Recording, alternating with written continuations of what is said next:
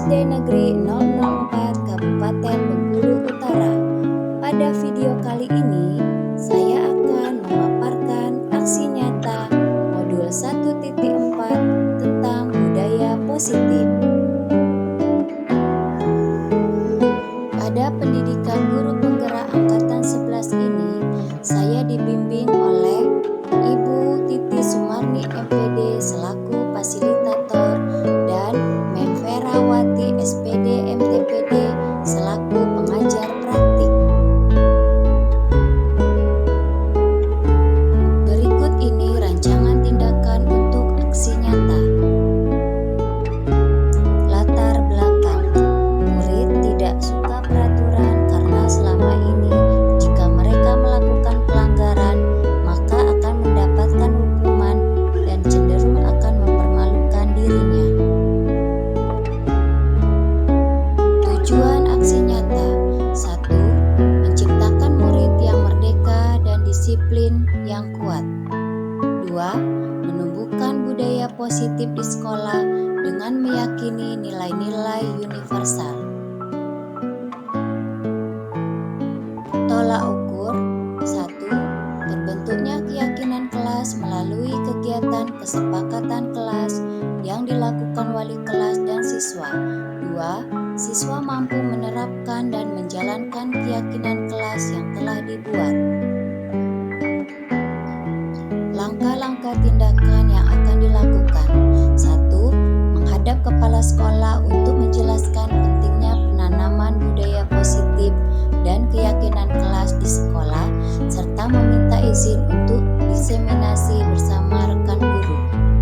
2. Mengumpulkan rekan guru untuk melakukan diseminasi pemahaman materi budaya positif, keyakinan kelas dan segitiga restitusi. 3. Berkoordinasi dan berkolaborasi dengan wali kelas untuk membuat keyakinan kelas di kelas masing-masing. 4. Memantau, merefleksikan, dan mengevaluasi keyakinan kelas yang telah dibuat. Dukungan yang dibutuhkan: 1. Dukungan dari kepala sekolah, rekan guru, serta murid agar tindakan yang telah disusun dapat dilakukan secara lancar dan menyeluruh. 2. Sarana dan prasarana untuk menumbuhkan budaya positif di sekolah. 3. Orang tua dalam melakukan budaya positif di rumah. Berikut ini merupakan kegiatan diseminasi di sekolah mengenai pemahaman dan pengalaman budaya positif.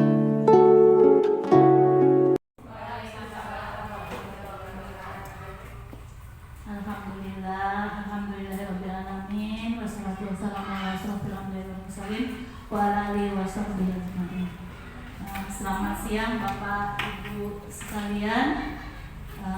Alhamdulillah kita bisa berkumpul di sini dalam rangka kegiatan diseminasi aksi nyata modul 1.4 budaya positif yang nantinya akan disampaikan oleh teman-teman kita CGP ya. Iya, mudah-mudahan nanti jadi guru penggerak. Jadi ini merupakan program dari rekan-rekan kita. Nantinya ini merupakan budaya positif. Jadi nanti yang bisa kita terapkan, yang kita sesuaikan dengan keadaan kita di sekolah, kemudian bisa kita laksanakan. Memang kalau positif itu kan artinya baik ya Bapak Ibu ya. Kalau sudah baik kita laksanakan, berarti dari calon-calon guru penggerak ini sudah menularkan ke kita hal-hal yang baik yang bisa kita laksanakan di sini. Jadi setidaknya kita bersyukur dan bisa berkumpul di sini sama-sama mendengarkan. Kemudian nanti kalau memang sesuai kita laksanakan sama-sama. Kemudian inilah tujuan kita mempunyai calon-calon guru penggerak dan bakal guru-guru penggerak kemudian untuk memajukan, artinya untuk memajukan sekolah kita. Jadi budaya-budaya positif itu harus tumbuh. Kalau sudah tumbuh, kita laksanakan bersama. Jadi sekolah kita merupakan sekolah yang maju, yang memiliki budaya-budaya positif. Mungkin itu yang bisa saya sampaikan. Kami mohon, bukan saya sendiri, tapi yang CGP juga mohon untuk kita sama-sama mendengarkan, kemudian kita ambil yang baiknya, kemudian kita laksanakan. Mungkin itu saya akhiri. Wabillahi taufiq wal hidayah. Wassalamualaikum warahmatullahi wabarakatuh.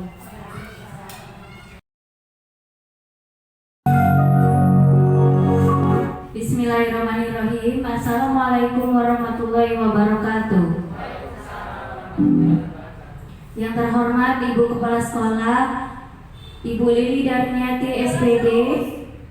Yang saya hormati Bapak Ibu Guru, Guru Hebat SDN 004 Bengkulu Utara. Pada kesempatan kali ini saya akan mendiseminasikan budaya positif di sekolah kita. Saya akan melaksanakan yang dinamakan 5 posisi kontrol. Baik, untuk kedatangan saya ini bukan untuk menggurui Bapak Ibu semua, karena saya yakin Bapak Ibu guru lebih hebat dari saya dan lebih profesional dari saya. Di sini saya cuma memberikan sedikit ilmu yang saya dapatkan, semoga dapat bermanfaat bagi Bapak Ibu semua. Di pendidikan guru penggerak ini saya dibimbing oleh Ibu Titi Sumarni MPD selaku fasilitator dan Ibu Ferawati SPD MTPD selaku pengajar praktik.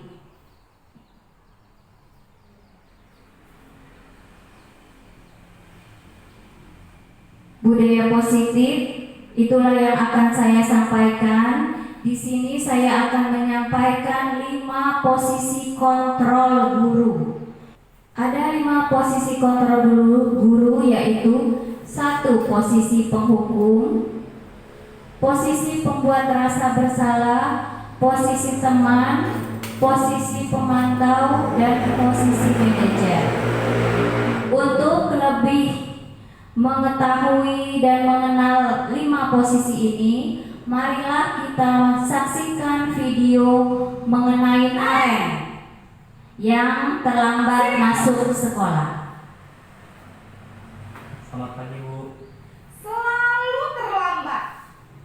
Kamu deh, pasti terlambat. Maaf, Bu. Saya Apa? Apa coba? Alasan kamu apa lagi? Kapan sih kamu tidak terlambat? Malas sekali ya kamu jadi anak. saya Dasar pemalas. Gak kapok-kapok sih kamu. Sudah berapa kali terlambat? Sana, kamu keliling lapangan basket 2 kali. Kenapa saya harus keliling lapangan basket, Bu? Kenapa? Kamu melawan ibu? Berani-beraninya jawab. Sudah terlambat, masih berani jawab pula. Sekarang, keliling lapangan basket 5 kali sekalian. Biar kapok. Cepat. Pergi sana ke lapangan basket. Nah, video tadi adalah posisi penghukum. Adapun dampak dari posisi penghukum ini, yaitu nantinya anak akan menjadi seorang yang pendendam. Kemudian dia juga tidak akan menyukai guru yang menghukumnya itu. Selanjutnya posisi pembuat rasa bersalah. Ini videonya.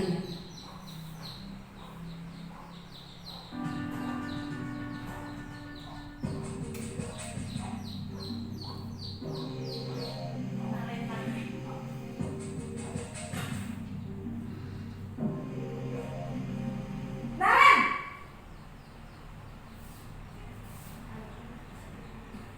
Selamat pagi, Bu. Naren. Kamu kenapa terlambat lagi, nak? Ya Tuhan, Naren. Kamu senang ya bikin ibu susah ya? Kalau kamu terlambat lagi, nanti ibu yang ditegur bapak kepala sekolah, nak. Disangka ibu tidak bisa membina kamu. Duh, gimana ini? Maaf, Bu. Duh Gusti Naren. Kamu suka ya kalau ibu ditegur bapak kepala sekolah? Terus, sekarang ibu harus tulis apa ini di buku absen? Ini kamu sudah sering terlambat loh. Ibu harus apa coba? Maaf Bu, maaf sekali. Ya sudah, lain kali jangan bikin ibu susah lagi ya nak ya. Ibu tidak akan kuat lagi kalau kamu begini terus. Bisa jantungan kalau ibu tegur bapak kepala sekolah. Sana cepat ke kelas. Maaf ya Bu. Inilah posisi pembuat merasa bersalah. Di sini seorang guru berbicara dengan lemah lembut kepada muridnya, tetapi di sini dari kata-kata yang lembut ini seolah-olah menyalahkan murid. Nah, dampak dari posisi ini, anak menjadi seseorang yang rendah diri, kemudian tidak percaya diri.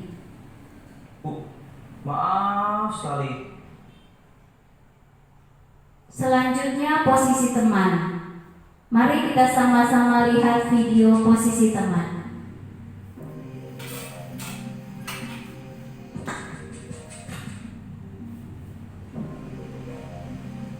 Naren!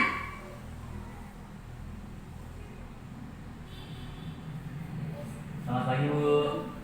Wah, sudah jam berapa ini nak? Terlambat lagi ya sayang. Iya Bu, habis ibu saya lupa membangunkan saya Bu. Kamu malah menyalahkan ibu kamu. Kamu bukannya anak yang larinya paling kencang. Kok terlambat sih? Iya Bu, saya memang terlambat bangun tadi.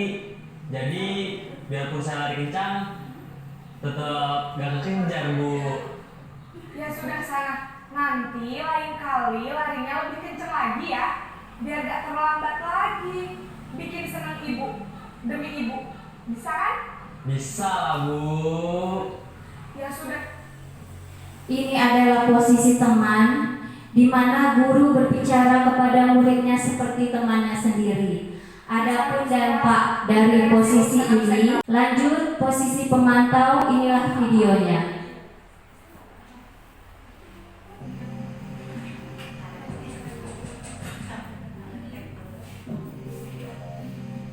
Naren!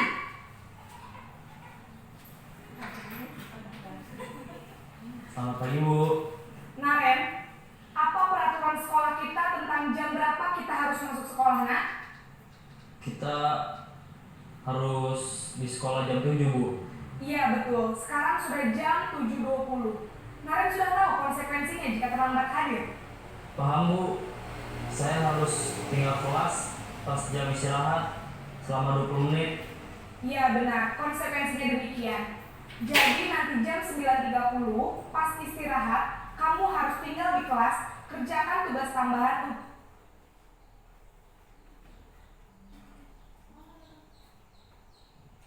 Itulah tadi posisi pemantau, di mana guru menerapkan sebuah peraturan yang harus dipatuhi oleh anak muridnya. Tetapi di sini anak murid tidak tahu apa nilai kebajikan dari posisi yang dilakukannya ini. Kita akan memasuki posisi yang kelima, yaitu posisi manajer. Tapi sebelum itu kita akan melihat segitiga restitusi. Apa segitiga restitusi? Restitusi adalah proses menciptakan kondisi bagi murid untuk memperbaiki kesalahan mereka sehingga mereka bisa kembali pada kelompok mereka dengan karakter yang lebih kuat. Restitusi juga merupakan proses kolaboratif yang mengajarkan murid untuk mencari solusi untuk masalah mereka dan membantu murid berpikir tentang orang seperti apa yang mereka ingin menjadi atau tujuan mulia, dan bagaimana mereka harus memperlakukan orang lain. Segitiga restitusi adalah alur untuk menegakkan keyakinan bersama di dalam kelas atau sekolah. Ada 3 unsur segitiga restitusi, yaitu menstabilkan identitas, validasi tindakan yang salah, dan menanyakan keyakinan. Untuk memperjelas tiga unsur segitiga restitusi ini, marilah kita melihat video posisi manajer.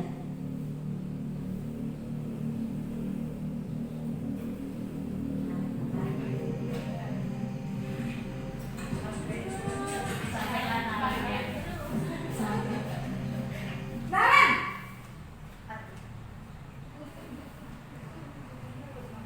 Selamat pagi Bu. selamat pagi Naren. Maaf Bu, saya terlambat. Iya, sekolah masuknya jam 7, sekarang sudah jam 7.20. Jadi sekarang bagaimana ini Naren? Maaf Bu, saya lupa setel alarm saya semalam. Baiklah.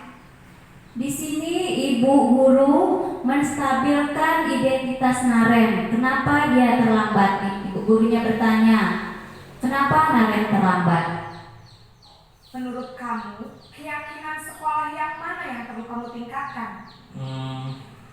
Menghargai diri sendiri dan Di sini ibu guru memvalidasi tindakan yang salah, yaitu apa tindakan yang salah yang sudah dilakukan oleh Naren. orang lain mungkin ya Bu. Setuju. Jadi, apakah Naren meyakini prinsip saling menghormati tersebut? Iya Bu, saya meyakininya. Apakah Naren bersedia memperbaiki masalah keterlambatan ini? Bersedia Bu. Bagaimana kamu akan perbaiki masalah keterlambatan ini? Nah, di sini ibu menanyakan keyakinan. Apa keyakinan yang sudah dibuat? Ini. Saya akan coba untuk tidak lupa menyetel alarm saya Bu. Baik, kalau Naren lupa menyetel alarm di rumah, ada orang yang kira-kira bisa bantu mengingatkan tidak? Ada Bu, kakak saya, Kak Emma. Ada lagi selain Kak Emma? Selain Kak Emma, ada ibu saya. Baik, jadi yang mengingatkan Naren adalah Kak Emma dan ibu kamu ya? Kira-kira akan mulai start alarm kapan nih Naren? Setelah pulang sekolah, akan segera saya lakukan. Baik, jadi Naren akan setel alarm untuk bangun besok pagi dan akan diingatkan oleh kakak dan ibunda Naren ya? Ada lagi yang mungkin perlu dilakukan Naren? Agar tidak terlambat bangun lagi. Tidak ada Bu. Baik Naren, terima kasih. Nah, di sini control manager ini yaitu posisi yang diharapkan dapat dilakukan oleh semua guru, karena dengan posisi ini kita mengurangi tingkat anak yang merasa kecil hati, kemudian merasa pendendam. Dengan adanya posisi manajer ini, kita sebagai guru diharapkan menjadi seorang yang benar-benar diharapkan oleh murid, di mana anak dengan sendirinya menumbuhkan nilai kebajikan dalam dirinya. Ingat apa yang akan dilakukan. Apabila anak melakukan kesalahan, dia akan mencoba mencari solusi dari apa kesalahannya itu. Guru hanya membimbing. Hal-hal yang lain yang penting untuk dipelajari dari proses menciptakan budaya positif baik di lingkungan kelas maupun sekolah adalah bagaimana menciptakan kerjasama yang baik antara murid, guru, rekan sejawat, pemangku kepentingan dan orang tua, sehingga budaya positif ini dapat berlangsung secara berkelanjutan. Demikianlah saya, semoga dapat bermanfaat. Saya akhiri. Wabillahi taufiq wal hidayah. Wassalamualaikum warahmatullahi wabarakatuh. Assalamualaikum warahmatullahi wabarakatuh.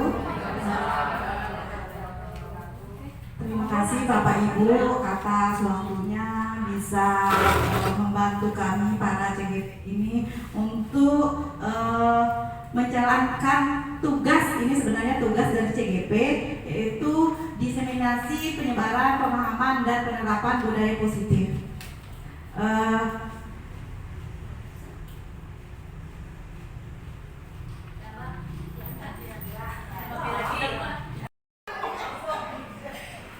Keyakinan kelas. Sekarang saya mau tanya Bapak Ibu, sebelum kita masuk sekolah kemarin, kita sudah, mungkin semuanya sudah ya mengadakan itu, membuat kesepakatan kelas di kelasnya masing-masing. Sekarang saya mau tanya, yang dibuat kemarin itu keyakinan apa peraturan Bapak Ibu? Peraturan. Next.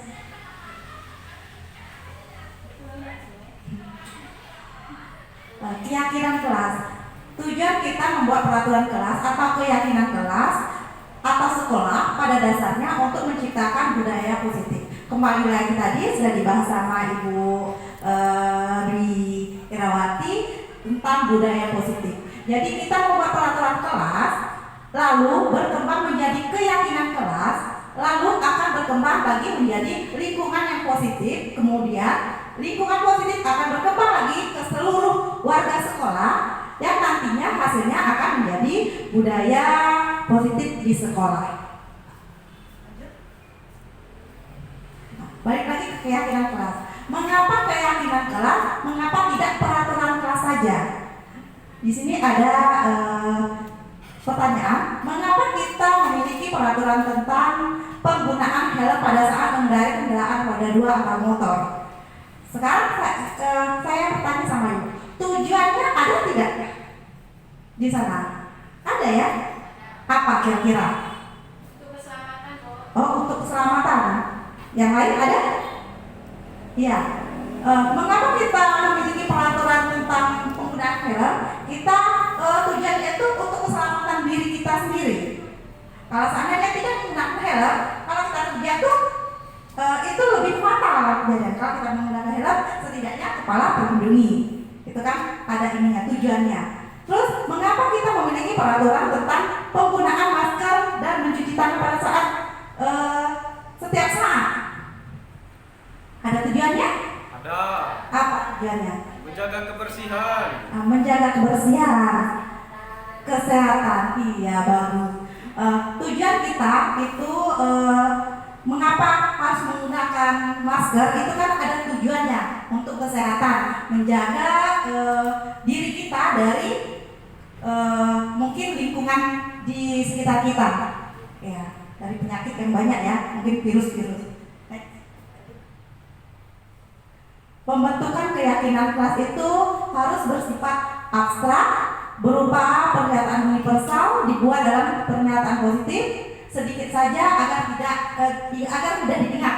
Ya, kesempatan kelas itu nggak perlu panjang-panjang. Kata-katanya atau kalimatnya itu singkat tapi mudah diingat gitu. Terus sesuai dengan kondisi kelas dan sekolah sehingga mudah diterapkan. Berikutnya, semua warga sekolah atau kelas dilibatkan saat membuat keyakinan kelas.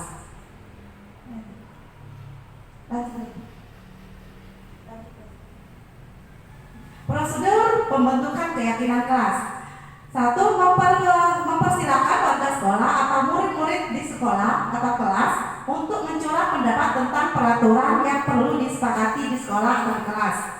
Seperti kemarin ya, kita di awal pembelajaran kita sudah melakukannya, yaitu kedua, mencatat semua masukan-masukan para murid atau warga sekolah di papan tulis di kelas, di kertas besar atau poster, di mana semua anggota kelas warga sekolah bisa melihat hasil jual pendapatnya. Seperti kita membuat keyakinan kelas, bisa kita pajangkan di dinding di depan kelas. Mungkin untuk di sekolah kita cari posisi-posisi yang strategis untuk anak-anak sering melihat dan warga sekolah melihat dan bisa membaca apa itu kesepakatannya. Berikutnya, nomor 3, susunlah keyakinan kelas sesuai prosedur pembentukan keyakinan sekolah atau kelas. Gantilah kalimat-kalimat yang negatif menjadi positif. Contohnya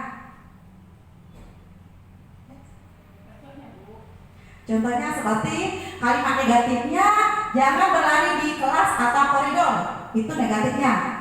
Kalimat positifnya, berjalanlah di kelas atau di koridor. Berikutnya lagi. Kelanjutan tadi 4, tinjau kembali daftar jualan pendapat yang sudah dicatat. Berikutnya lagi, nomor 5, tinjau ulang keyakinan sekolah atau kelas secara bersama-sama. Sebaiknya keyakinan sekolah atau kelas tidak terlalu banyak bisa berkisar antara 3 sampai 7 prinsip atau keyakinan. Yang 6, setelah keyakinan sekolah atau kelas selesai dibuat, maka semua warga kelas dipersilakan meninjau ulang dan menyetujuinya dengan menandatangani keyakinan sekolah atau kelas tersebut, termasuk guru dan semua warga atau murid.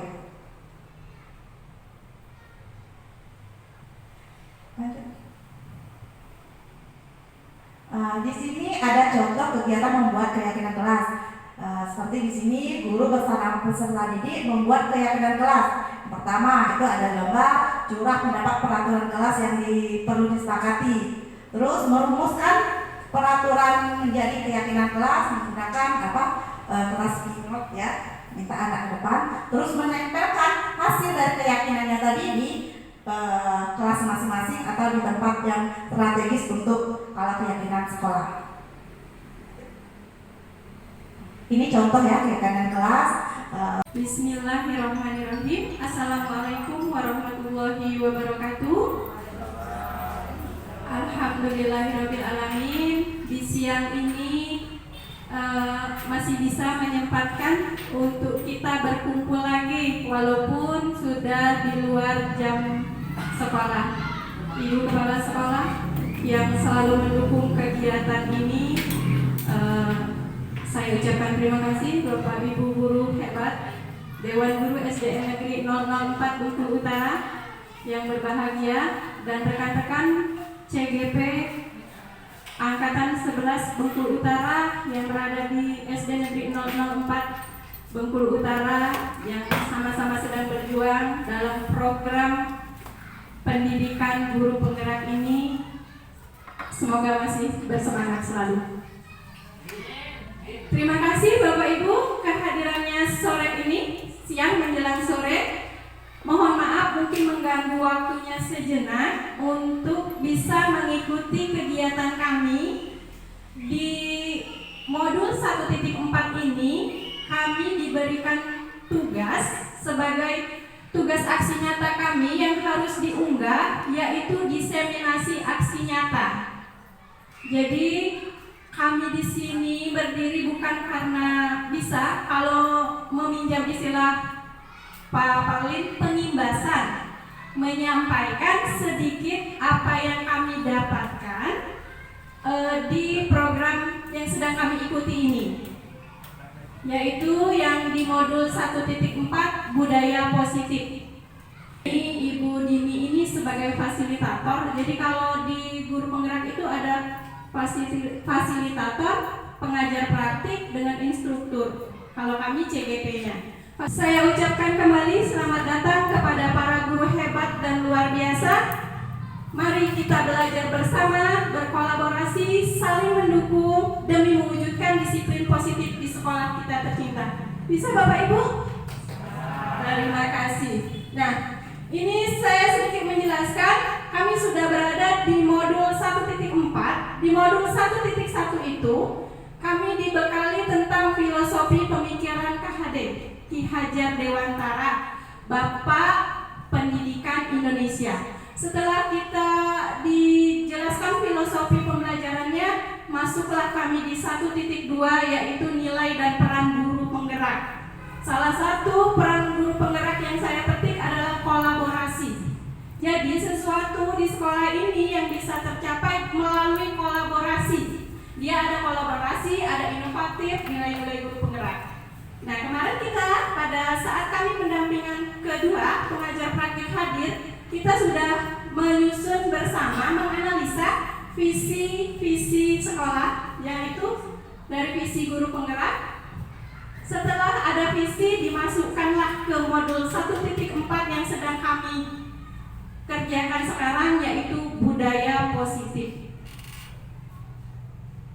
Nah, ini menurut Ki Hajar Dewantara, tujuan pendidikan adalah menuntun segala kodrat yang ada pada anak. Jadi Ki Hajar Dewantara menegaskan bahwa dalam pendidikan hendaknya sesuai dengan kodrat alam. Makanya dikenal dengan pembelajaran diferensiasi tadi. Dia kan kodratnya berbeda-beda. Terus ada kodrat zaman. Apa kodrat zaman? Sesuai dengan perkembangannya.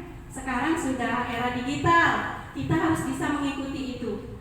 Makanya diharapkan kita berinovasi, selalu mengikuti perkembangan. Pendidikan itu bersifat dinamis. Nah, untuk mewujudkan hal itu perlu ditanamkan budaya positif di lingkungan sekolah sehingga murid merasa aman, nyaman dalam mewujudkan merdeka belajar.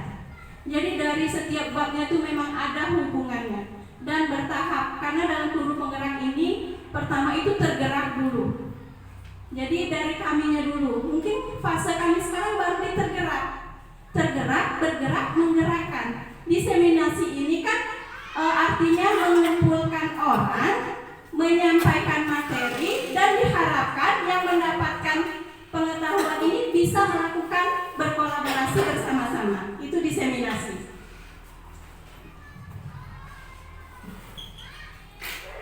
Nah, apa budaya positif? Budaya positif di sekolah adalah nilai-nilai, keyakinan, dan kebiasaan di sekolah yang berpihak pada murid, dapat berkembang menjadi pribadi yang kritis, penuh hormat, dan bertanggung jawab. Coba saya minta sebentar saja saling berhadapan berdua dan tersenyum dengan sebangkunya. Berdua tersenyum 5 menit. Apa yang dirasakan?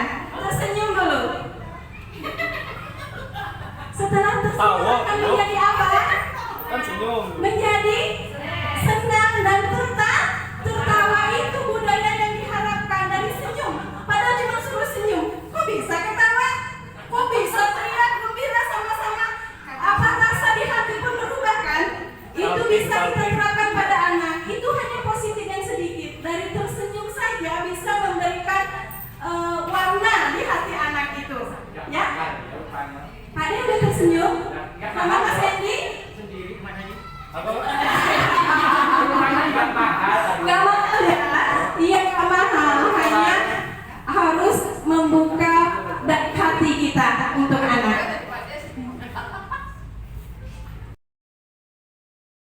Nah, di sini di budaya positif yang sudah tersenyum tadi, dalam budaya positif ini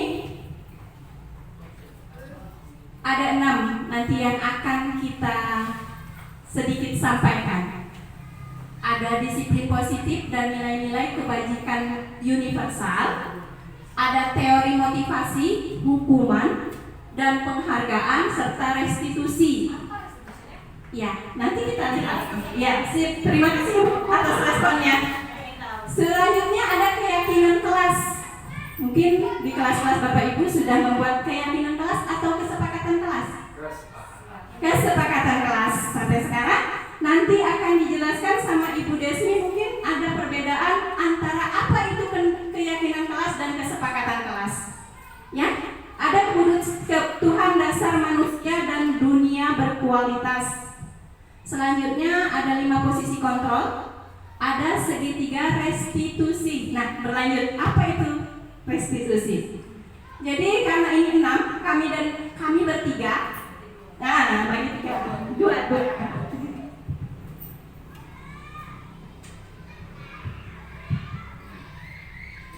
Ini dari budaya positif, dari transformasi mau perubahan ke arah yang lebih baik, mempersiapkan generasi emas 2045. Filosofi pendidikan Ki Hajar Dewantara. Kalau menurut Ki Hajar Dewantara, kita ini bisa dianggap sebagai petani atau buruh tanam, ya. Jadi anak-anak kita ini adalah benih. Terkadang benih itu belum tentu semuanya subur.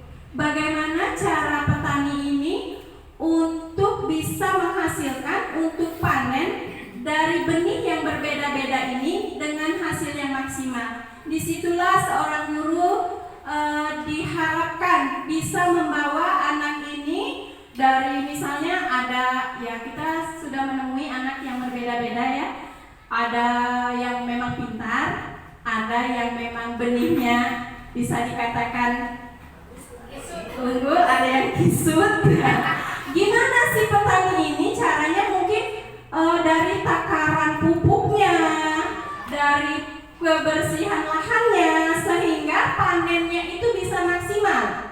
Nah itu menurut Ki Hajar Dewantara, kita ini petaninya, anak adalah benihnya, dengan bermacam benih beragam yang tidak dipilih, karena kita kan tidak ada seleksi itu, tidak dipilih benihnya. Ada yang unggul, ada yang kisut, ada yang lambat, ada yang prematur kecepatannya. Nah, tapi diharapkan outputnya nanti, hasilnya nanti akan membuat anak itu sukses dengan versinya masing-masing, seperti itu. Nah, di sini ada teori kontrol dari makna disiplin, nanti dijelaskan selanjutnya. Ini adalah peta konsep dari bab 4-nya. Ini Bapak Ibu, karena anak-anak kita itu sekolah merupakan lingkungan kedua dari yang terlama yang dia tempat dia bergaul, sehingga diharapkan lingkungan yang aman dan nyaman berbasis disiplin positif di sekolah akan berdampak secara maksimal pada perkembangan dan pembentukan karakter peserta didik. Jadi dari mungkin apa itu miskonsepsi tentang teori kontrol. Miskonsepsi itu salah persepsi, atau kalau salah mengartikan, ya, ilusi guru mengontrol murid. Apakah kita bisa mengontrol murid? Karena kembali murid itu punya kodratnya sendiri. Jadi nggak bisa, dia memang mungkin bisa kita atur, diam itu, tapi ada luka di hatinya. Dari hukuman itu lukanya lama. Itu menurut teori pada budaya positif ini. Terus ilusi bahwa semua penguatan positif efektif dan bermanfaat. Ayo, siapa yang bisa nanti ibu kasih kerupuk 1? Wah, saat kita kasih penghargaan, anak akan sungguh-sungguh belajar, ya kan? Misalnya Mem Intan masuk ke kelas 6C, dia mengajar bahasa Inggris, siapa yang tercepat ibu kasih pena 1. Itu kalau kemarin kan penghargaan itu bagus, diberikan penghargaan. Ternyata penghargaan yang berlebihan itu tidak membuat disiplin positif lahir pada intrinsik anak. Dia cuman belajar Mem Intan aja nantilah dapat hadiah. Sementara di pelajaran bahasa matematika, gurunya gak ngasih tuh, gak sama caranya dengan Mem Intan. Anak ini akan tidak semuanya positif penghargaan yang kita berikan itu. Selanjutnya ilusi bahwa kritik dan membuat orang merasa bersalah dapat menguatkan karakter. Kalian ribut, nggak kasihan sama ibu, ya itu ilusinya ya. Seperti itu menurut kita, anak pasti nurut. Ternyata tidak tumbuh dari hatinya itu. Bukan intrinsik motivasi yang keluar, tapi ekstrinsik. Iya, di luar. Bahwa orang dewasa memilih hak untuk memaksa. Tidak ada. Kita tidak bisa memaksa anak. Coba sekarang misalnya Ibu Sri Istani sama Bu Sri Yati. Coba Ibu Sri Istani menggenggam sesuatu di tangannya. Ibu Sri Yati silakan bujuk Bu Sri Istani untuk membuka tangan itu. Dengan berbagai cara, bisa nyanyi, bisa nari-nari, bisa merayu, bisa dikasih duit. Kira-kira mau buka atau tidak? Ya dibisikin, dijanjiin apa? Ini aku. Iya, bagaimana Pak De? Bisa ini aku ini. Iya. Apa itunya? Berarti? Sampai mau ya. Iya, sampai mau kira-kira. Gimana kalau Bruno sama Bu Siti? Ya. Coba. Siapa yang pegang sesuatu di tangannya? Bu Siti, coba maju Bruno. Paksa Bruno. Coba sama dia mau buka tangannya. Itu bisa. Aku coba. Buka ya dong. Buka lah. Buka bu. Buka lah, aku nanya. Ibu cantik deh. Buka bu. Bu. Saya itu gini. Buka lah bu. Oh, coba pecah.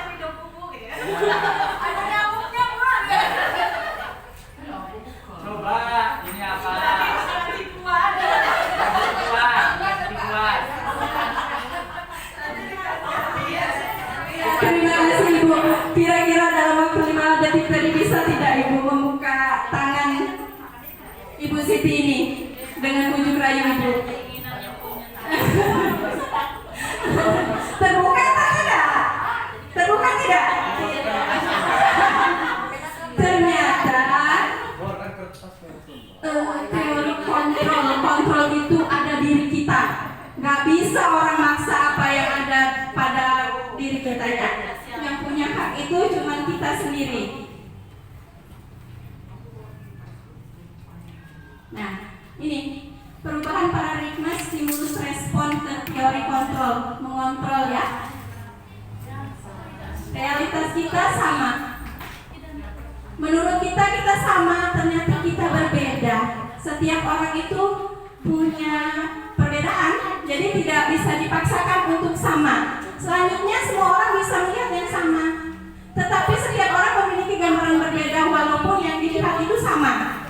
Itu apa ya kalau itunya fitrahnya manusia. Fitrahnya manusia seperti itu. Kita mencoba mengubah orang agar berpandangan sama dengan kita. Kita tidak bisa merubah, tapi kita hanya bisa memahami bahwa pandangan orang lain tentang dunia itu berbeda dengan kita.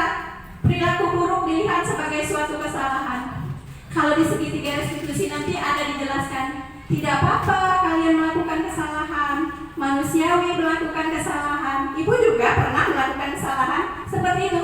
Kita harus menstabilkan dulu situasi anak biar tidak merasa bersalah sendiri. Karena jujur dalam hati kita pernah melakukan kesalahan semua kan? Kenapa kita harus menuntut anak sempurna? Karena setiap manusia itu pernah melakukan kesalahan. Dan itu dia melakukan kesalahan itu ada alasannya. Ditanya nanti namanya validasi tindakan. Nanti akan dikupas dengan Ibu Desni ya. Ya. Waktu ini nanti sedang Ya, sedikit lagi. Oh. Iya.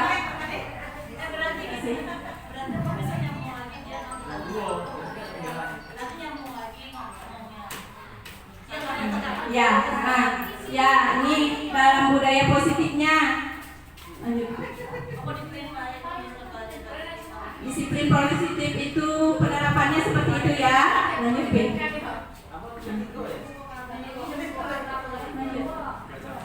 Nah, ini nilai-nilainya ya, sedikit lagi.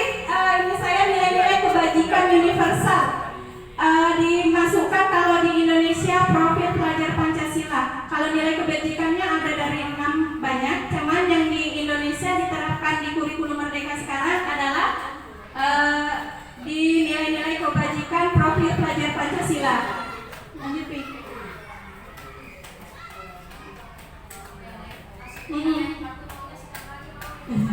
Nah, ini nilai kebajikannya. Lanjut aja, Pi. Nilai kebajikan universal yang ada di yang harus kita terapkan.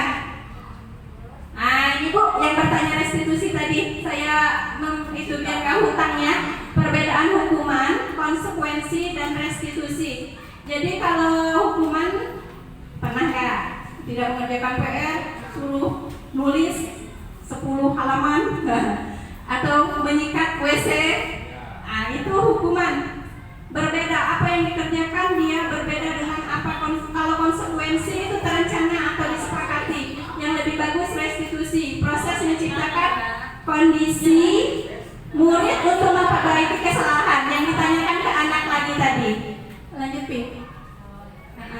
Restitusi. Nah, ini gagal. Konsep disiplin dengan identitas gagal. Jadi kalau hukuman itu tidak membuat anak disiplin.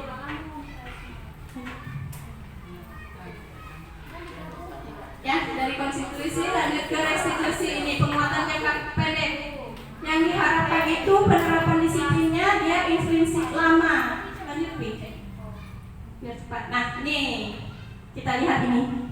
Ada tindakan guru mencatat 100 kali di dalam buku kalimat saya tidak akan terlambat lagi karena terlambat ke sekolah. Itu hukuman. Apa hubungannya menulis dengan tidak terlambat lagi? Ya, itu hukuman. Terus lari mengelilingi lapangan basket 2 kali karena terlambat hadir. Itu hukuman, Bapak Ibu. Apa yang konsekuensi? Menggantikan kertas tugas teman yang telah dicoret-coret. Wajar dia mengganti karena dia iya. Terus kenapa ada konsekuensi juga lari mengelilingi lapangan basket 2 kali karena terlambat untuk PJOK?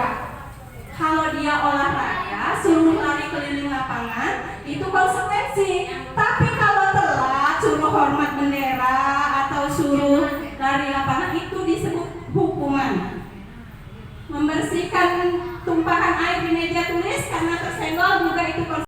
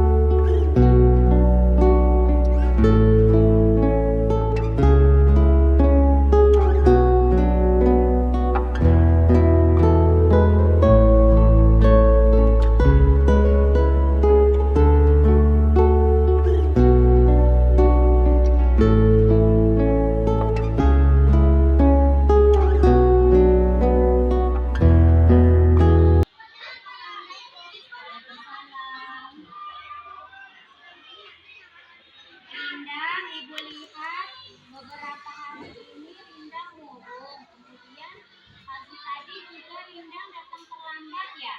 Ya, Bu. Boleh Ibu tahu ada masalah apa? Ya, Bu, Rindang Ibu tahu pasti perasaan Rindang pada hari ini sedih sekali karena ayah tidak bisa memenuhi permintaan Rindang. Mari kita sama-sama menyelesaikan masalah ini. Apakah kita punya kesepakatan kelas? Apa kesepakatan kelas kita? Hadir tepat waktu ya. Apakah Rindang meyakininya? Nah, hari ini Rindang datang terlambat. Apakah Rindang sudah melakukan seperti keyakinan kelas kita? Kalau demikian, solusinya apa?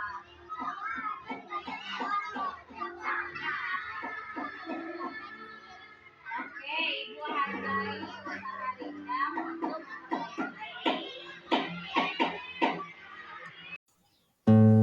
Demikianlah video kali ini, semoga dapat bermanfaat.